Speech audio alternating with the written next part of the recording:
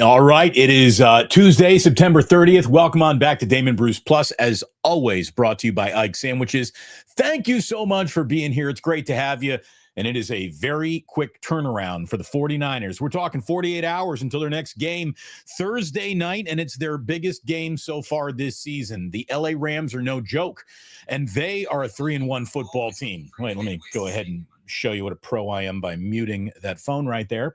It's a big one. It's an absolutely huge game, and right now we got Ricky Pearsall with a knee and Juwan Jennings with his ribs. Their statuses are both up in the air for Thursday night, and so is Brock Purdy's. Breaking some news just a little while ago, Brock is questionable for Thursday. His toe was re-aggravated in the loss to the Jaguars. Now, there was an awful lot of reasons, two of them basically, two big ones, where maybe you don't ask Brock to play on Sunday against the Jacksonville Jaguars, and it really seems like, all that could come home to roost to screw the 49ers might be coming home to roost in that decision.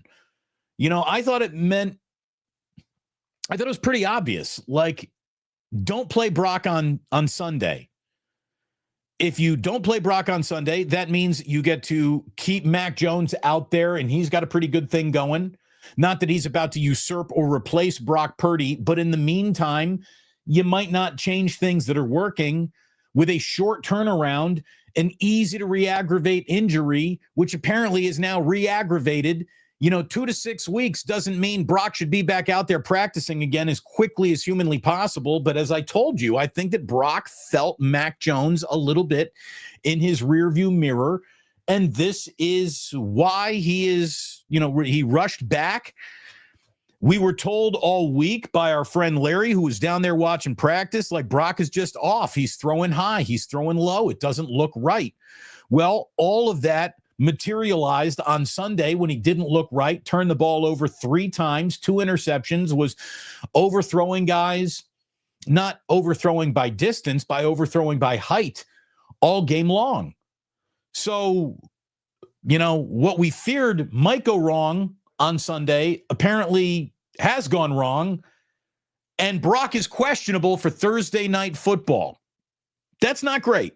Instead of asking Mac to start at home against his hometown team, the guy grew up in Jacksonville, so looking for a little extra motivation against a former team. It's your hometown team. I think it would have been right asking Mac Jones to go down to LA and get the start on Thursday night football. It doesn't feel as right to asking him to just do it and buying more time to rest for Brock Purdy. So I think that the calculus that the 49ers deployed last Sunday was just wrong. I think they got it all wrong. I think they got it wrong leading up to the game. I think they got it wrong in the game, and post-game, they are now dealing with the consequences. Not great. Not great. There's no doubt about that. But let me tell you, when you need some greatness, I can offer you some. How about a great sandwich? Everyone likes a great sandwich. Your mood can be all messed up. You have a great sandwich, your mood rises. That's the power of a great sandwich. And when you're talking about great sandwiches, we're talking about my man Ikes, the greatest sandwich shop in America. Hopefully there is one opening near you soon. If there is not, I'm so sorry about that. Hopefully one's coming, because it is absolutely delicious at Ikes. Everything he serves is just fantastic. If you're at one of the locations that he has that offers burgers, check out an Ikes burger. Consider Ikes for dinner, not just lunch. They're so good. They're so significant.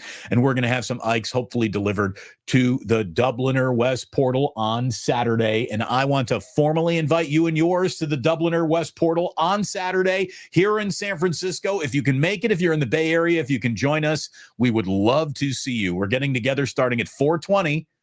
Wink. 4:20. Everyone can remember that starting time. Dubliner West Portal. I'm telling you, if you're in the city, hop on Muni to get there. You're not going to have to worry about parking. You're not going to have to worry about driving. You can just have a really, really good time at the Dubliner West Portal. Join us, please. And join the movement over at Sleeper. An awful lot of fun to be had in America's fastest growing fantasy site out there. Sleeper has outstanding value for you and a great user interface. You make your own parlays, by picking over or under on player props. You build your own ticket. You let it ride. You have an awful lot of fun over on Sleeper. And to have fun on Sleeper, make sure you sign up on the link that is in the description of this video. Use promo code Damon and you'll get a $100 deposit match on your first deposit up to $100. So good luck and happy trails over on Sleeper. It's an awful lot of fun around football. I can't wait for basketball to start and see what the Sleeper app has for us come basketball season. And of course, we got playoff baseball happening in America today. And as a matter of fact, right now. So we got an awful lot to offer over on Sleeper. Go ahead and check it out. You'll be happy that you did. Very, very cool user interface. I can promise you that. And again, thank you all for being here. Please hit like and subscribe. You know, I was watching a little Cowherd this morning. I had Cowherd on, and he, you know, cooked up one of his hand-selected, let me tell you why Brock Purdy's not the guy, you know, segments that he is so famous for. Now, look, you know, I can, if every career in front of me, is a buffet table, and it's up to me to go through the buffet and hand select the meal I want to serve, any quarterback has ever played by hand selecting the right stats or the wrong stats in that case, I can prove to you they weren't very good at it. I could certainly make a case based on statistics. They're just not very good at it. I could have made an argument based on statistics that Joe Montana wasn't very good at it. Now, you could say, well, you're ignoring an awful lot of statistics to prove that he is. And yeah, that's what's going on in sports media. I'm going to craft an argument, hand selecting data points, totally ignoring other data points, and I'm going to, through the guise of a very narrow view of a player, try to present you the big, wide, broad view on who this player really is. And that's what Cowherd was doing this morning. He had a stat up that says, you know, Brock's numbers are going in a concerning direction. There's a concerning trend when it comes to Brock Purdy. And he said, you know, in his last 11 starts, and this is all true, you know, it's not like this is false information, but it's hand-selected information. In his last 11 starts, the 49ers are 4-7.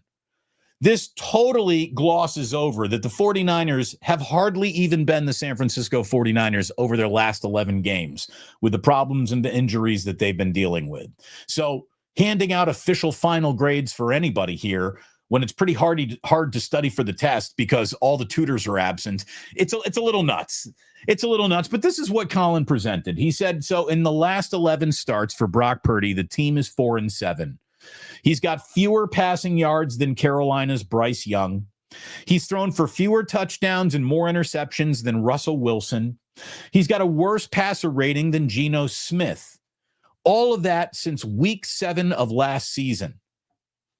Okay, you know, not good. When you look at that, when you compare him to other, you know, struggling quarterbacks, it doesn't sound very good. But I'm going to tell you that part of the reason why it doesn't sound very good is because over the last 11 games and since about week 7 of last year when Brandon Ayuk went down, the 49ers weren't the 49ers, not even close to what you can expect from them. So to hand select and scoop from the absolute low point coming off of 2023 to try to build a case about who a player is, I think that that's a disingenuous act. It's a disingenuous argument. You know, what about when things are going right for Brock Purdy?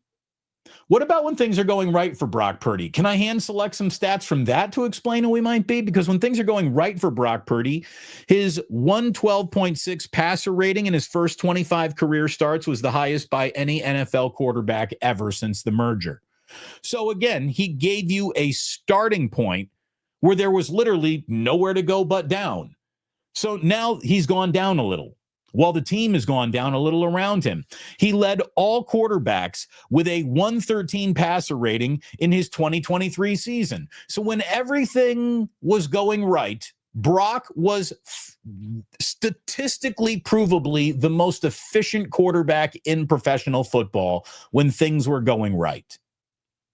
In his 5 career games with a passer rating, his 5 career games of the passer rating are 140 or higher in his first 2 seasons were the most by any NFL quarterback ever. So again, the peak of him is better than anybody's early peak in their careers. That is only something that can be used against you when they're trying to talk about the descent and who you used to be and who you aren't anymore, as if he has played his entire career and is now on the downslope of who he might be, and it's just nothing but a bad ending. The man's still very, very young. His playoff record, because that's what it's all about. And the whole point here is Brock isn't good when it matters most. Incorrect. He's 4-2 in 6 playoff games. He's 4-2. That's pretty good. He's appeared in 42 regular season football games for the San Francisco 49ers. Over those 42 games, so again, we're going to zoom out from just my hand-selected. Let me make an argument that he is very good. We're going to try to see through the Colin Cowherd hand-selected argument. He's not very good. Let me wrap up with this, because this isn't a hand selection. This is a career evaluation based on a statistic of his career passer rating through his career. So this includes the 11 games which Cowherd is using to crap on Brock Purdy. In Brock Purdy's 42-game career, his passer rating is 103.7. which would be the highest of all quarterbacks in NFL history if he had enough passing attempts to qualify for the all-time career passer rating list. He's still about 400 passes away from qualifying for that. So again, if you want to zoom in to when things are going wrong and find the worst of Brock, guess what? You'll find it. But if you want to zoom out again, what you're going to find is the most efficient start to any career any quarterback has ever had in the history of football, which should be good enough for most. But for some, it simply isn't. Okay, I understand. It's a tough crowd. But here's a little, again, what can I really offer you besides information, entertainment, a well-turned phrase? I can offer you perspective. That's what I'm here to offer. I think that younger broadcasters have a harder time offering perspective because they haven't been through nearly as much as I have. They haven't covered as many seasons as I have. They haven't seen enough bad football to recognize it beyond the vacuum of a bad game. This is a bad direction for an entire franchise. I think perspective is one of the things that my experience allows me to give you. And here's some perspective that as the sky is falling around the 49ers, and look, I'm not here to tell you that the sky isn't a little lower than it used to be. But the sky is falling crowd, I think, needs to hear this. You've got Baltimore, you've got the Los Angeles Chargers, and you've got the Minnesota Vikings right now, all dealing with injuries in a way that, I'm sure some people around them are saying, well, does this team even bother stretching? So the injury bug that seems like it feasts solely just on the 49ers is actually having a bigger meal this year. We're seeing devastating injuries everywhere. So it's not just the problem of the 49ers. It's the sport of football that offers that up. Just feels like it's been a little unfair to the 49ers lately, and they have lost the most games to injury of any team in football last year. But there are some other teams in football right now having a contest with who's more, with the Niners about who's more injured. How many teams do you think there are in the NFC with winning records right now? Don't look. How many teams do you think there are with winning records? There are only 7 teams with winning records in the NFC right now. There are only 5 teams in the AFC with winning records right now. That's only 12 teams in football with a winning record. Congratulations. The 49ers are one of them. And if you want to argue, hey, maybe they shouldn't be. Maybe this is a false positive 3-1. I'm not even going to argue with that. They probably shouldn't even be 3-1. They have not played very well in any particular game, but they are. The what if conversation that so many people want to have ends when you get to the record, because it's what if Brock is hurt? What if Nick Bosa can't play anymore? What is this team going to look like as it goes through the year? What if Jennings is hurt? What if Pearsall is hurt? What if Ayuk doesn't come back? What if Kittle's not back? What if McCaffrey? All these what ifs are very interesting and real, and we can talk about all of them. But when you get to the record, the conversation about what's happening ends quickly. No matter what your opinion, no matter what your worry, the Niners are 3-1. Whether you like it or not, whether you endorse it or not, whether you sign off on it or not, it doesn't matter what you think about 3-1, they are. They go to 4-1 with a win against the Rams on Thursday night. You can reset the good feelings machine. All of a sudden, people are going to feel really a lot better about the Niners. Now, if they lose Thursday night, that sky that I said is falling for some, it's going to come down a little bit lower. And this will be the first bad loss of the year. Again, the Jacksonville loss, if you had to dial up a loss, I would have said, go ahead, lose that Jacksonville game. It doesn't really matter when the washing is done. A game against the Rams matters when the washing is done. You only get 2 of them. You got to, at worst, split them. You win on the road. You got to like your chances to maybe come back and beat them at home. Let's see what Thursday night looks like. But the fork in the 49er fan base anxiety road is going to, I mean, we're going in one or two directions based off of Thursday night's results. We will start bending back towards calm down everybody, or it's going to be, a panic attack that goes on for an entire weekend. As bad as it's been, it ain't that bad. That's what I'm officially here to tell you about the 49ers. As bad as it's been, it ain't that bad to be 3-1. And as a matter of fact, you should actually be almost grateful for it. I know no one wants to be grateful for that, but it's true. It's true. Damon, you're making excuses. Damon, you're making No, I'm not making excuses.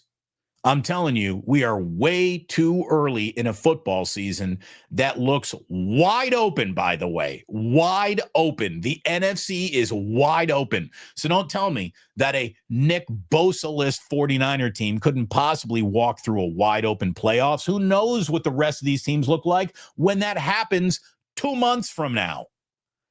There is an awful lot of football between here and the end of the road. And if you're saying the end of the road is the only step that matters in this entire journey, well, then don't complain about the journey because you don't know where it's going. Oh, but I think I know where it's going. Well, guess what? Sports has people who think they know what they're talking about wrong all the time. There's an entire city in the state of Nevada that is built upon how wrong people are about what they think of sports. If everyone's instincts brought them to the correct assessment of all teams, they would have shut down Nevada 3 days after it existed. The payout would have been too brutal to exist. Calm down. It's early. Calm down. You're 3-1. You could be 4-1 with a win on Thursday. Now, do I like the Niners' chances going to LA and winning that game? Not particularly. I mean, it's not a great chance to win the game, but I'll tell you this, Kyle Shanahan usually has something for Sean McVay. He does. I think Kyle gets up for this game. I think Salah's going to be up for this game.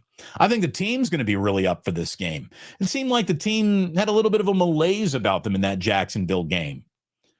Maybe that was a little Nick Bosa ain't here no more hangover. I don't know. But put that all behind you.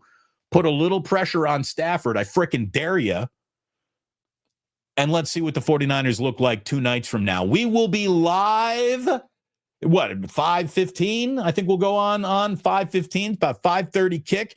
So we will be having our live stream watch party. I guess I should actually build that studio and get it up and waiting for you here on YouTube. That'll be coming soon. So like and subscribe if you would, please. Hit that notify button if you want to make sure you don't miss anything we do over here on the Palouse. And thank you so very, very much for supporting me here. And appreciate you being here today. Appreciate the supers. Appreciate the love.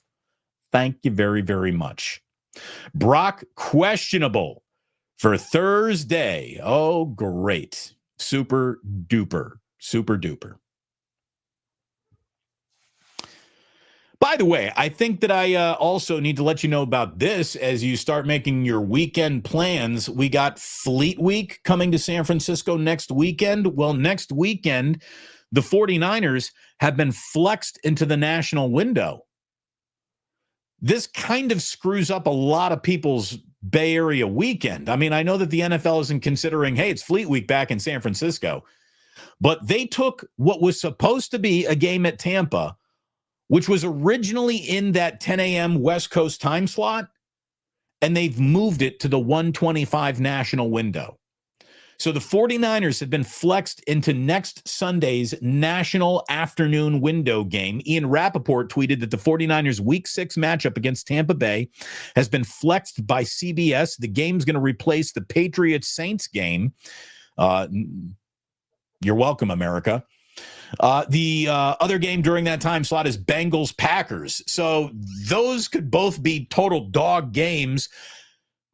49ers-Tampa, that's a good game. That's a big game in the NFC this year. So the national window for the 49ers versus Baker Mayfield in Week 6, which is going to put that 49er game right in the middle of the Blue Angels and the Air Show and Fleet Week. And that kind of sucks.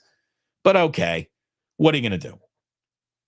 By the way, that Week 6 game is the first game that Kittle is eligible to come off of the injured list. It's also the date that has been circled for Malik Mustafa's return to the 49ers. Now, none of that is in concrete or guaranteed, but let's see what happens when this team gets to Week 6. Week 5 is Thursday night at SoFi Stadium, and hopefully you will be here. Let's see. We got SGA Sports Talk, who's been a member now for a year to the day. Thank you very much, SGA, for supporting the channel with a membership. He says, hi, Damon. Big fan of your channel. Absolutely rock. Let's go 49ers. Beat the Rams by a final score of 65-20. Hey, I'll take 25-20. 65-20, that's aggressive. What do you think you are, Indiana playing Illinois? I like the enthusiasm. I really do. Thank you very, very much for the enthusiasm.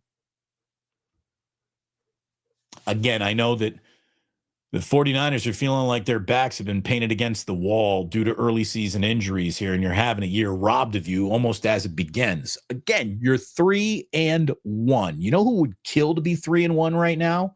The Baltimore Ravens.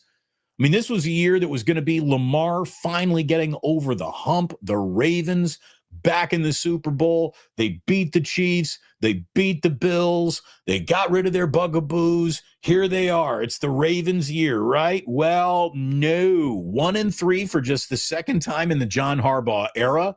Lamar Jackson's status is up in the air for this Sunday against the Houston Texans, and they got a good enough defense to where you're going to want Lamar out there.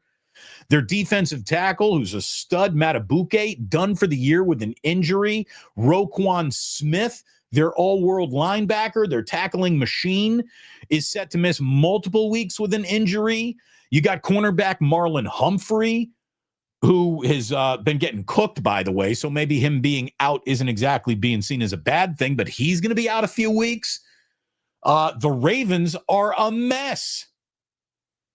Talk about the Niners being a mess. The Niners looking bad. The Niners having all these issues. You're still 3-1. The Ravens would kill to be 3-1. They're 1-3. I mean, we're at the quarter pole here. We're at the quarter pole of this NFL season. Well, now there's 17 games. You're not technically at the quarter bowl, but this was, 16-game schedule meant you split the whole year up into 4 quadrants. Okay, well, we're at the quarter pole. Kinda. Let's see where we are. According to Las Vegas, let's see where we are in terms of who's supposed to do what around here, because the odds have already changed. Right now, Josh Allen, who's off to a great start this year, is a scratch favorite to be named MVP. Justin Herbert, by the way, just moved past Lamar Jackson for second in MVP odds. Patrick Mahomes was down at 25-1. Guess what? He's now at 8-1. He also passed Lamar in terms of who might be your MVP this year. 17 players have officially come off the board when it comes to MVP consideration. So things change fast in the NFL. Your defensive player of the year, which was just Micah Parsons a minute ago. Parsons is now second. Adrian Hutchinson is the new supposed to be defensive player of the year. Well, we'll see if Aiden Hutchinson actually lives up to that. Okay. Fred Warner has gone from 75-1 to 28-1. So Fred's profile continues to rise in the defensive player of the year conversation through 4 games. And again, 20 players who were on the board last week are no longer even on the board. The last thing I want to talk about here, and this is really going to rub some of you the wrong way because you don't think he's done a good job. You think he's uncreative. You're unhappy with who he is and where he is. And I get it in some cases. But given the poo-poo platter of injuries and problems that the 49ers have faced, I'll tell you, if the 49ers beat the Rams on Thursday night, Kyle Shanahan's name is going to be on this list. This is coach of the year. And right now, Shane Steichen in Indianapolis with their incredible start remains the favorite. Jim Harbaugh has descended. He's gone from second to fifth. Sirianni from 33-1 to 12-1. Brian Daboll from 100-1 to 33-1. Come on. Jonathan Gannon fell from 16-1 to 40-1 with the Arizona Cardinals. Brian Callahan from 75-1 to 250-1. You know, it feels like either he or Mike McDaniel is going to be the first guy fired this year. Callahan is the head coach of the the Tennessee Titans. If the 49ers are 4-1 after a win on Thursday, Kyle Shanahan's name better be put on this damn list. He will have deserved it. Kyle's got injured players everywhere. He's had a rotating door at quarterback. He lost his best defensive player for the year already. His offensive line kind of stinks, and you could say, well, hey, all of that is on him. Yeah, he has created his own problems. There's certainly been, he isn't just an observer to his own team problems. He's the GM. He makes these decisions. But he's also the coach, and the coach who is 4-1 with this average of a team with this many injuries, I think should get some coaching of the year consideration. And I think that Kyle's name appears on this list if the 49ers beat the Rams on Thursday next week. I really do. Well, he plays the Rams Thursday this week, but Kyle's name would then appear on it next week.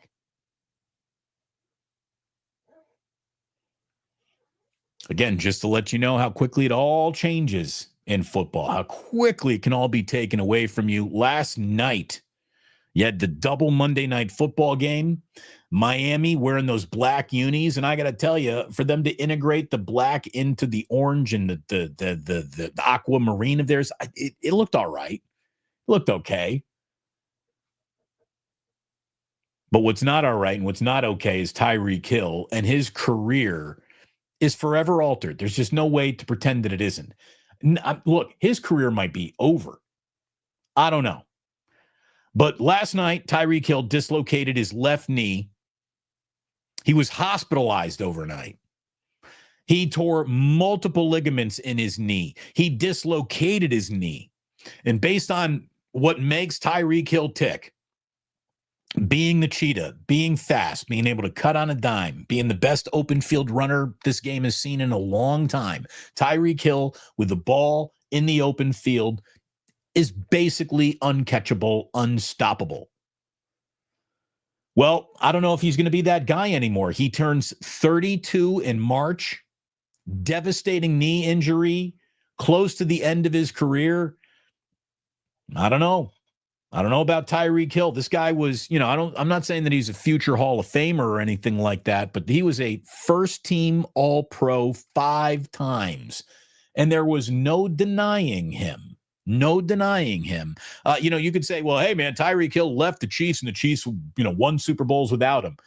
Yeah, but Tyreek Hill was putting up extraordinary numbers when that was happening in his new location in Miami, in spite of the fact Miami has Tua and, Mike McDaniel, and that's not exactly clicking right now.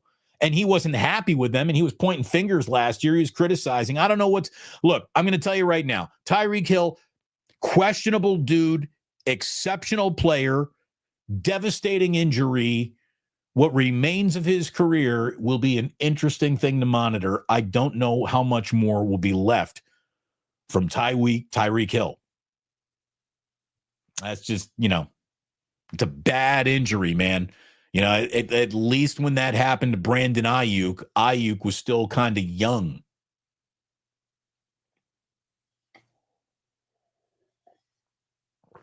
Not that Ayuk is some spring chicken.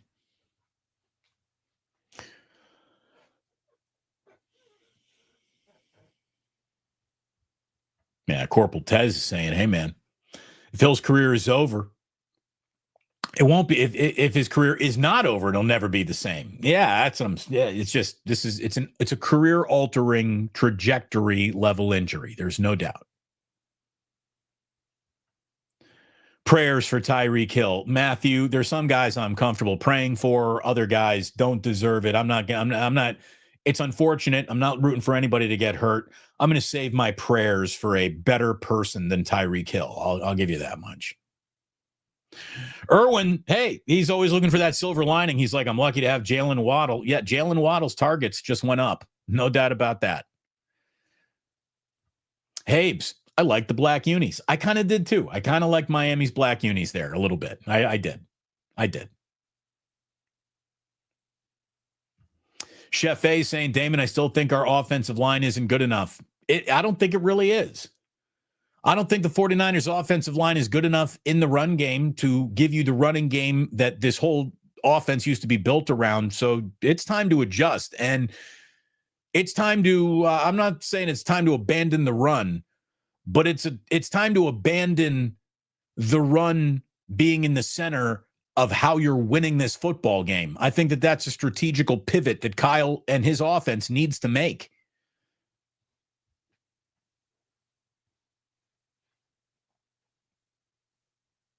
Yeah, Corporal Tez.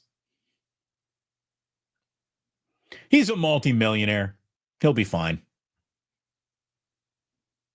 Yeah, I don't think Tyreek Hill is going to be hungry. Not a single day the rest of his life. So today's thumbnail is all about the quick turnaround to Thursday night that the 49ers have to go to. I got to tell you, we are quickly turning around to a couple of other things in sports happening here. I went to Warriors Media Day. Tell you a little bit about that in just a second. I've got one more football thing for you, though, before we do our quick turnaround to a couple of other topics that we have to put on today's live stream. First of all, let me share the screen with you here, because the most impressive thing on a football field this past weekend is what I'm about to show you. Here we go. This is Amon-Ra St. Brown of the Detroit Lions, and he is giving this interview in fluent German. Who knew? Ich glaube, wir konnten besser spielen als in Offense. Wir hatten ein paar Drives, wo wir gestalled out haben. Ein paar Third Downs, wo ich dachte, wir das kriegen könnten. Aber ich meine, 34 Punkte ist schon gut. Defense hat ganz stark gespielt. Aber ja, ich meine, guten Win gegen guten Defense. I'm always impressed by another language because I have no ability myself to speak another language. It's why I am encouraging both of my children early in their lives to learn another language, kind of ingrain it in them early. I'm blown away by that. I love foreign announcer play-by-play calls.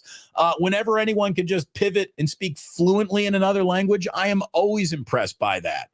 Very impressive, Amon-Ra St. Brown. Very impressive. Professional athlete, raised by a bodybuilder, speaks another language. Mr. St. Brown, you did a hell of a job raising your kids. Seriously, that's very impressive. Very impressive. His mom is full-blooded Deutschland. She's a Valkyrie. She's Broomhilda. So he spoke German at home. Very impressive. I mean, I don't care if you speak it at home or not. You speak a second language fluently, I'm impressed every single time. Every single time.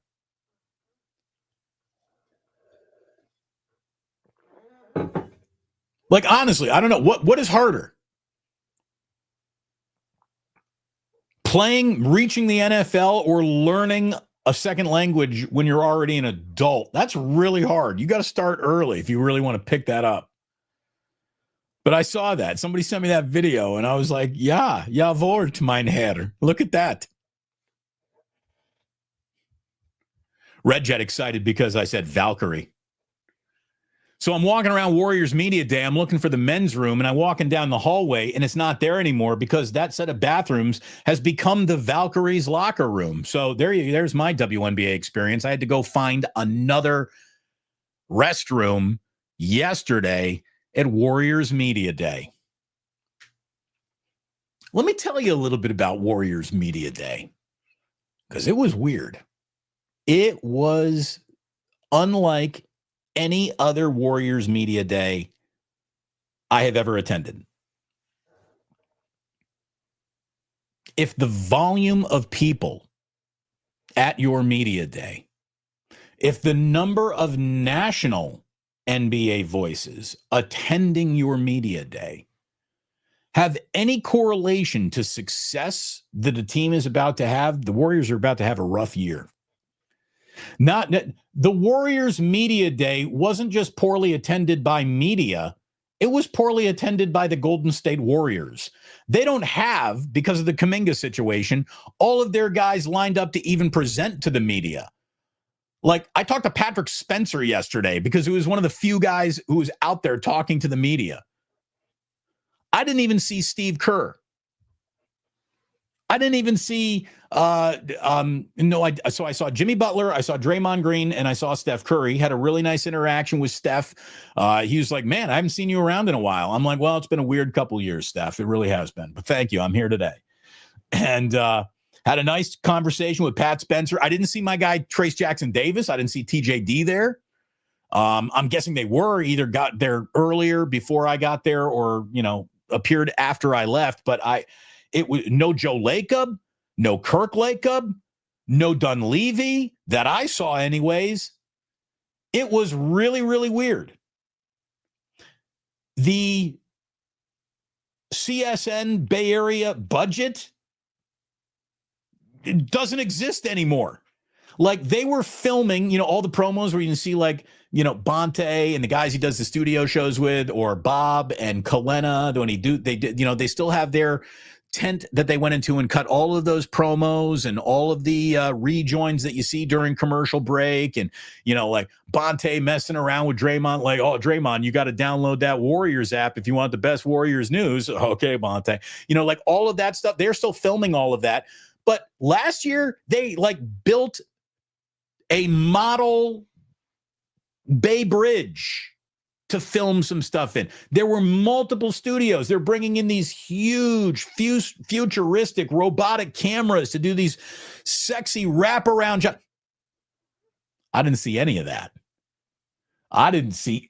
that. The amount of money that has been spent by the teams covering the Warriors on the networks, 95.7 The Game wasn't even there yesterday.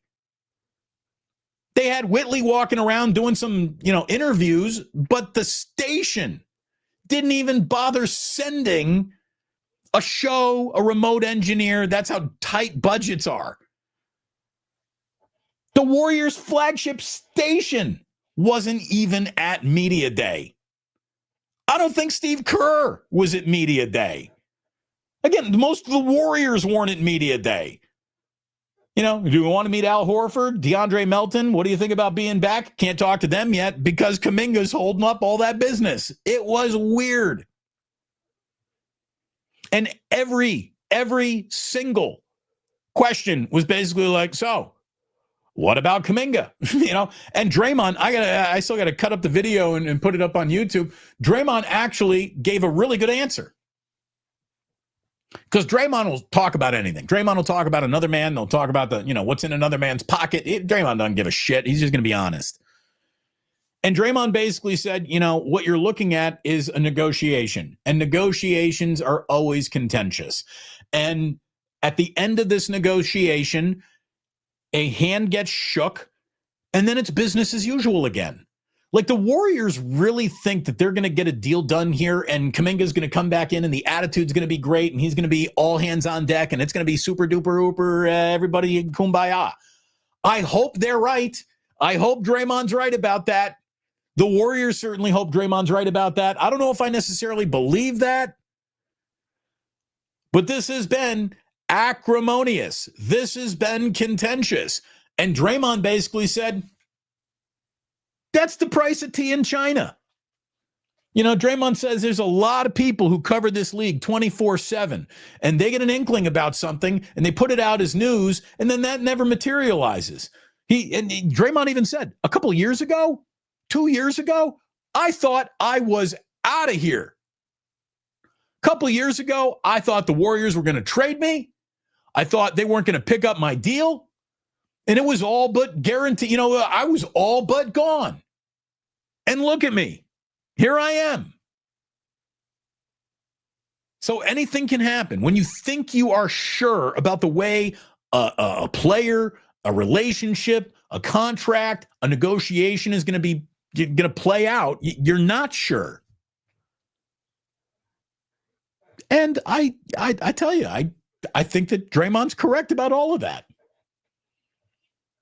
Everything that is Warriors and Kuminga seems to exist in a world of shit right now. But strike a deal, kumbaya this bad boy, start playing basketball together, and teams feel good about playing basketball together again as soon as basketball becomes that's the thing. You got to keep the main thing the main thing. And once the game of basketball becomes the main thing again, guys start feeling more like themselves again. They lower their defensive postures. Let's see what happens here. All I know is it's been an unforgivable headache that has been pretty much everyone.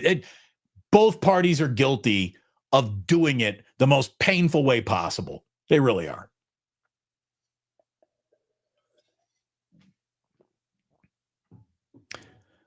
Smiley Dan, who always likes to keep everybody safe.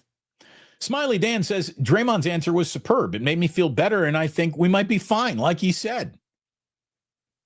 Here's the thing. I can't wait for the Warriors' problems to pivot from, what about Jonathan Kuminga, to, hey, all these guys are old. Which is another reason why the Kuminga situation is very odd, because you think you'd want to keep the talented young guy around, but they keep on saying he's not a fit, but he is. There are a whole bunch of Warriors minutes that have absolutely nothing to do with not fitting well next to Steph Curry, because Curry's not going to be out on the floor. You could put Jonathan Kuminga just totally in charge of the second unit. All right, we're going to build the whole second unit around you. There's got to be a solution that just comes back to, all right, you know what? Here's the deal, man. Just fucking rebound and play some defense, and we're going to be good again.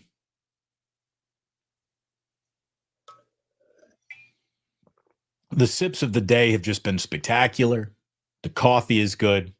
Hopefully the show's been good. Hopefully the live stream has met your expectations. And if it has, can I ask you to hit like and subscribe?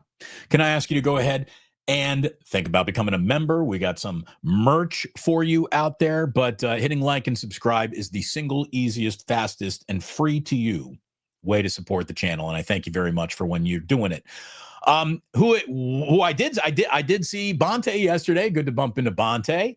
Good to see Bob Fitzgerald and Colena. Had a great conversation with Colena, not about basketball or his off season. I said, well, so, what have you been doing this summer? And he said his wife and he and his wife saw the Backstreet Boys at Sphere. And I said, so my wife and I were at Sphere too for Fish. He's like, what's Fish? I'm like, that's fine. I'll explain real quickly. He sort of knew. He pretended to know. But yeah, Kalena didn't know what fish was. Anyway, neither did my wife until she met me. So I'm never surprised by that. Anyway, I'm like, isn't this fear awesome? He's like, dude, it is awesome. It really is. It really is. He's like, the Backstreet Boys were incredible. He's like, I don't even like them. And they were really good. So Kalena went to Sphere this offseason. That was nice.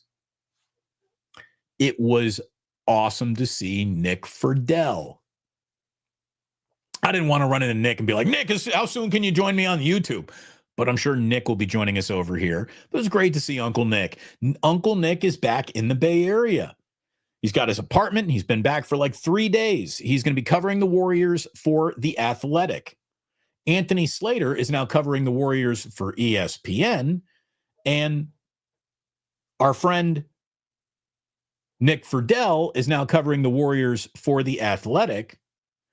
And our buddy who is in The Athletic, Marcus Thompson, I read some news about him this morning. I'm so happy for Marcus Thompson. Listen to this. Front Office Sports is reporting that Marcus Thompson, our very own Marcus Thompson, who, for years wrote for the Bay Area News Group, is now part of The Athletic. And I think is just one of the single best writers out there. If we had to talk about who the real wordsmiths are in our media market, I don't know if anybody is a better straight up just writer than Marcus Thompson. Marcus Thompson is joining Amazon's NBA team. I think he's still staying with The Athletic as well, but he's going to do feature reporting for Amazon's NBA coverage. That's a great step up. A great step up for Marcus Thompson. I'm so happy for him. That's going to bring more people to his brand. It's going to put what he does in front of more eyeballs. Marcus is good enough to be national anything. We've been enjoying him locally here for a long time. I'm really happy to see that in a world of,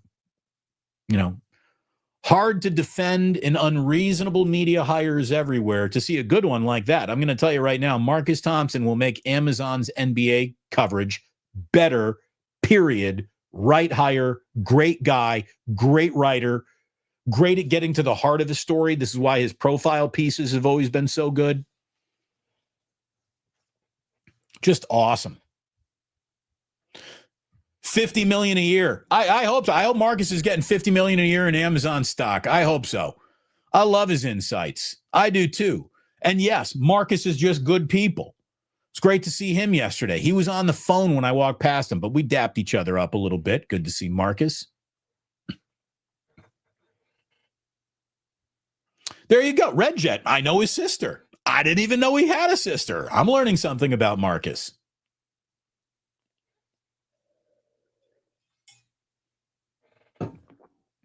You're right. Nick Friedel. Great pipe, San Bruno, Mike. He's got that deep Bochy voice.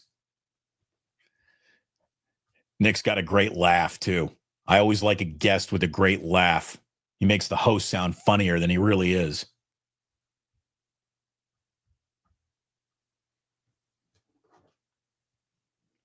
All righty here. Before we move on to baseball's wild card round and a big American gold medal in Paris that has nothing to do with Steph and night-night, we'll get to a huge, rousing American accomplishment in Paris in just a second. Let me make sure that you accomplish all of your lunch goals here today. Do you have lunch goals? I hope you have lunch goals. Your lunch goal should be, I want it delicious. I want it to be fulfilling. I want it to be in my hand as fast as possible.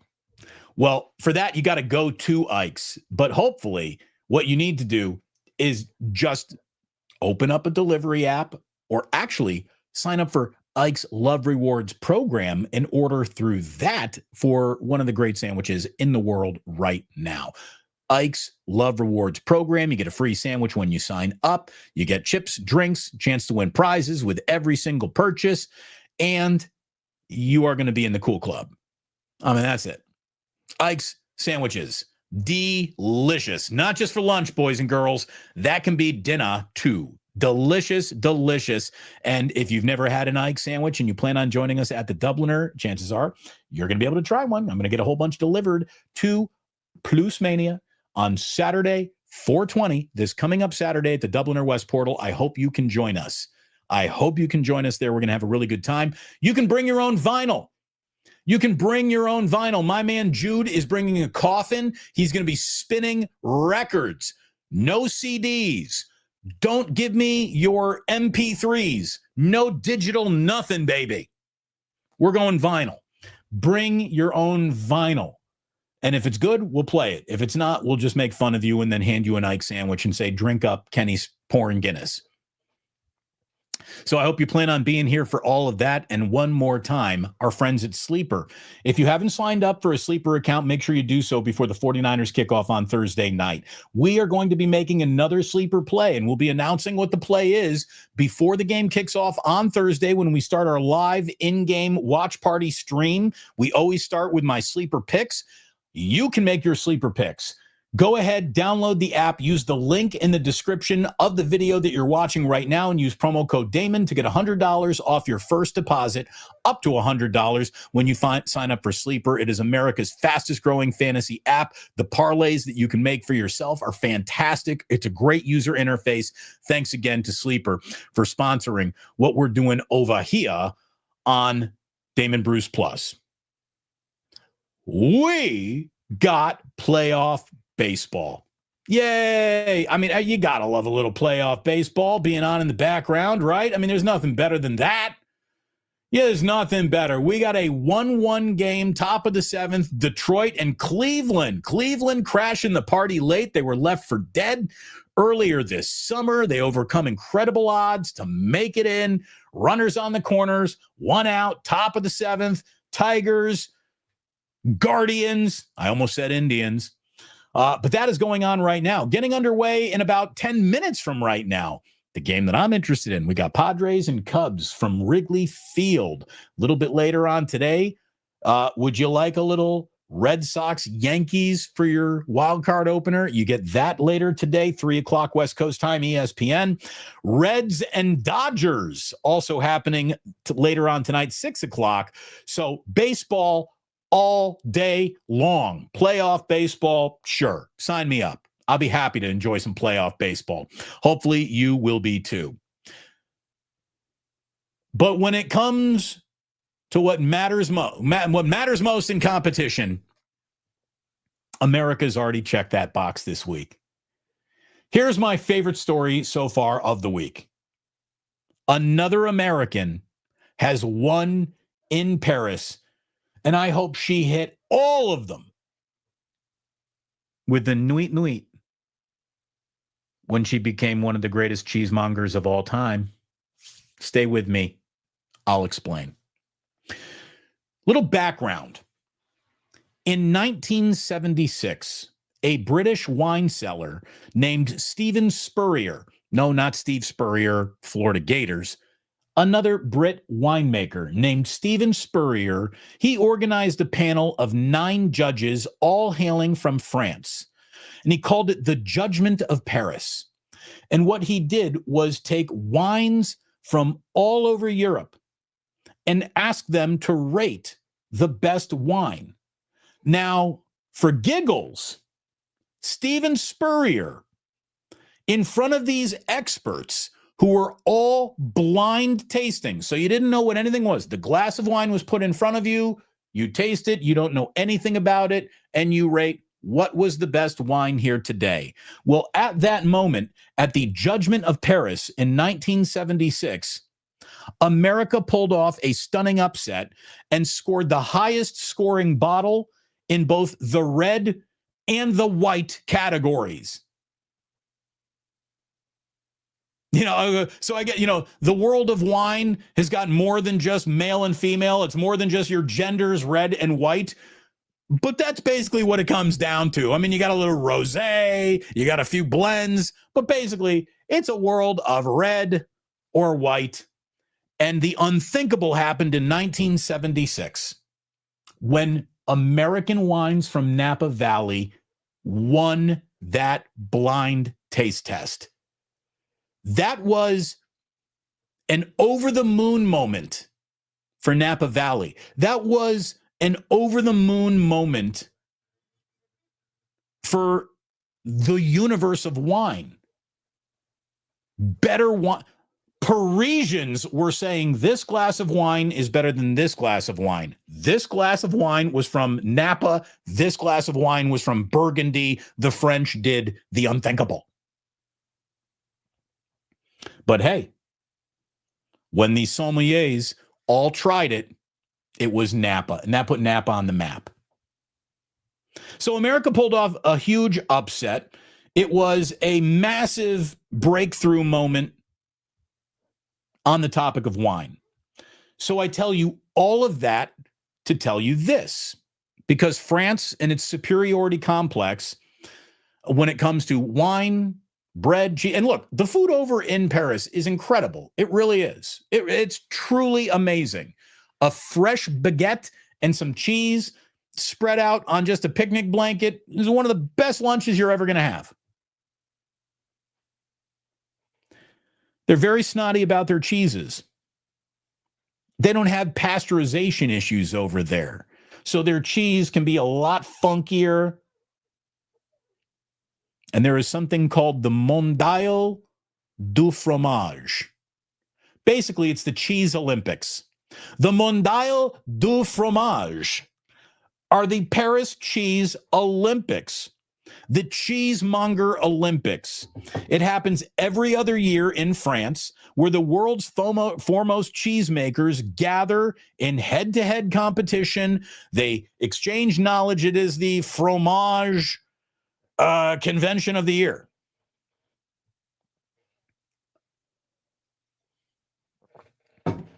Chick from Philadelphia won this year. A chick from Philadelphia brings home gold for America. United States sent Amelia D'Ambero to the Cheesemonger. She is from the Philly Cheese School. I don't know if that's affiliated with Philadelphia cream cheese. I don't know, but it's the Philly cream cheese, the Philly Cheese School. And another woman named Courtney Johnson, by the way, from Seattle's Street Cheese. She took home the bronze.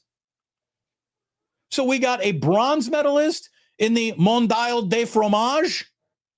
We got a gold medalist from Philadelphia. Wouldn't it be incredible if she showed up with a can of Cheese Whiz from Pat's or Geno's, and she's like, yeah, here's my cheese from Philadelphia. By the way, just so you know, that the cheesesteak wit does not mean with cheese. With means with onions. A cheesesteak, by definition, comes with cheese. The with is about the onions. Anyway, it's a good day for American cheesemongering. Amelia goes over. Night, night. Let me show you what cheese is all about. There you go. I know that this crowd, I know that my regulars here care enough about food and cheese to care about that story. Cheese this France, Joseph. Jesus Christ. Yeah, it's incredible. It happened. It happened. Cheese, glorious cheese. I remember those commercials. I remember the Pro Cheese, the Pro Cheese Saturday morning cartoons. Was the guy with the wagon wheel a happy hunk of cheese? We love cheese. I love cheese. So there you go. She hit him with the nuit, comes home with cheese gold. And that will probably be part of a day in history at some point in time, but it's not part of today's, but it is time for today's day in history. We always begin with happy birthdays. Happy birthday, Fran Drescher. Wasn't she the nanny or something like? Fran Drescher was, she got passed around like a groupie in the 70s, but Fran was pretty cool, man. Fran, I like Fran Drescher. She's always been kind of funny, kind of cool. 68 years old today, Fran Drescher. Go get him. She's in Spinal Tap, so that's why I think I like Fran Drescher. I don't know if you want to call it a cameo, but his turn in Pulp Fiction was unforgettable. Eric Stoltz has been in a number of movies. I mean, Mask with Cher. That's Eric Stoltz underneath all of that makeup. Didn't work out for Eric for Back to the Future. He got replaced by Michael J. Fox. But Eric Stoltz today turned 64 years old. Happy 55th birthday to Tony Hale. Tony Hale played the bagman to Julia Louis-Dreyfus in Veep. He was hysterical in that role. Jenna Elfman. Remember when Jenna Elfman was on a lot of TV shows and in a few movies, and then we never heard from her again? Happy birthday, Jenna Elfman, 54 years old. She was in that movie about Ed TV, right? With was that Matthew McConaughey, or who was that? Matthew McConaughey running around San Francisco with his life being a reality TV show. Happy 43rd birthday to Kieran Culkin. Who would have ever thought he would be the most famous Culkin he is now? Happy 43rd birthday to Lacey Chabert. She was the cute young girl in Party of Five, and she was the original voice of Meg in The Family Guy. She said, I don't think this is very funny. I'm leaving the show. They bring in Mila Kunis, and that was a big mistake by Lacey Chabert. Happy 41st birthday to T-Pain. T-Pain, he's your, what do they call that? The tunes, they mix the auto tune. He is the Picasso of auto tune, the Da Vinci of auto tune. T-Pain, happy birthday. And happy 28th birthday to F1 driver Max Verstappen. And honestly, the only reason why I know about Max Verstappen is because Kalena Azubuike would talk about him an awful lot on Warriors games when they had time to kill in a blowout. So there you go. There's your birthdays today. Happy birthday all the way back in 1452 to the Gutenberg Bible, which was published today. It's like the first big printing press project ever, the Gutenberg Bible. These are big deals. They have a Gutenberg Bible at the Lilly Library at Indiana University, and that thing is protected like it's gold at Fort Knox.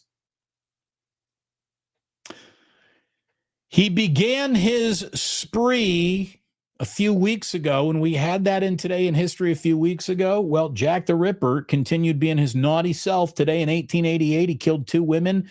Liz Stride and Kate Indows were victims of Jack the Ripper today in 1888. Today in 1911, the very first movie Stuntman was hired. It was for a shoot called The Military Scout, and they needed a stuntman, so today, the day that stuntmen were born. Today in 1927, Babe Ruth became the first player to hit 60 home runs in a single season, and that record stood until Roger Maris hit 61 in 1961. But Babe Ruth today in 1927 hit home run number 60. Today in 1947, the first World Series game was watched by an estimated 3.9 million people. It was television's first mass audience event. The World Series in 1947. Today, nearly 4 million people watched. I'm sure that was most of the TV market back in 47. I wonder how many of these World Series games will draw 4 million. Seriously, I wonder what these games will look. Imagine if we have a World Series that is, I don't know, Brewers Padres. What if it's Brewers Mariners? What if that's the World Series, Brewers Mariners? Do you think 5 million people show up to watch game one of a Brewers Mariners World Series? I can tell you what the Major League Baseball's home office is rooting for: Cubs something, Yankees something, Dodgers something. Brewers Mariners, that would be like a ratings death kiss right on the forehead of Major League Baseball. But by the way, I'm all for it. Give me Brewers Mariners. I'm in.